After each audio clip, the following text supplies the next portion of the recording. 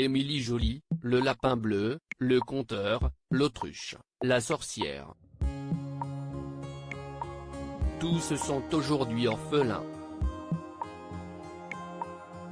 Dans la nuit du jeudi 18 au vendredi 19 février, l'auteur de la comédie musicale culte a rendu son dernier souffle.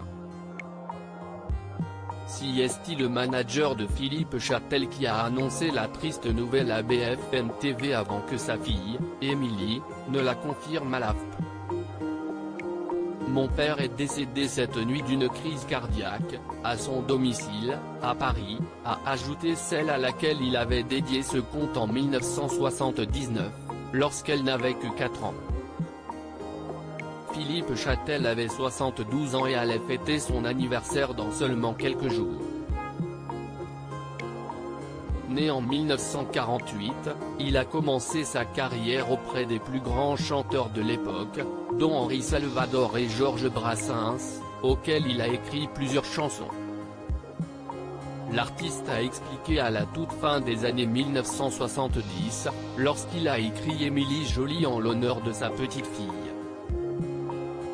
Pour ce compte, il s'était entouré des plus grands artistes français, ses amis Georges Brassens, Henri Salvador mais aussi Françoise Hardy, Eddie Mitchell, Laurent Voulzy et Alain Souchon. Il y avait aussi Julien Clerc, qui a rendu hommage à celui dont il chante les mots et la musique avec la plus grande joie.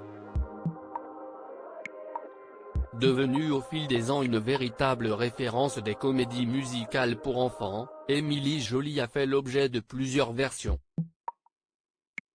Une nouvelle tournée du spectacle était programmée, a précisé le frère de l'artiste Thibaut Châtel à l'AFP.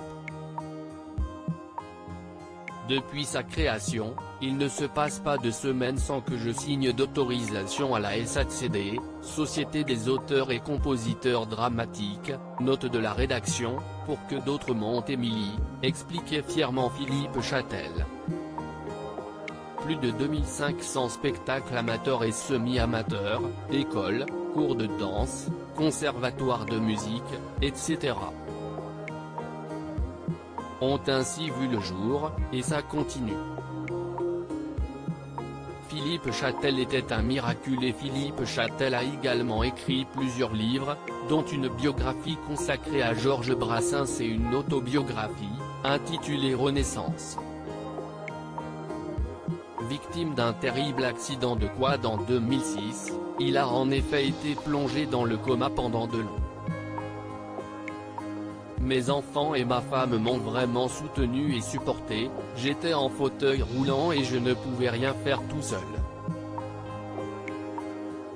J'ai dû tout réapprendre, à parler, marcher, bouger, manger, me brosser les dents, confiait-il dans les colonnes de France Dimanche, en 2016. Miraculé, Philippe Châtel expliquait ne pas penser à l'avenir, je vis au jour le jour. Cet accident m'a appris à vivre l'instant. Comme j'aurais dû y rester, pour moi, chaque journée est une journée gagnée, même s'il ne s'y passe pas grand-chose. Je suis heureux d'être en vie. Émilie pleure aujourd'hui son père.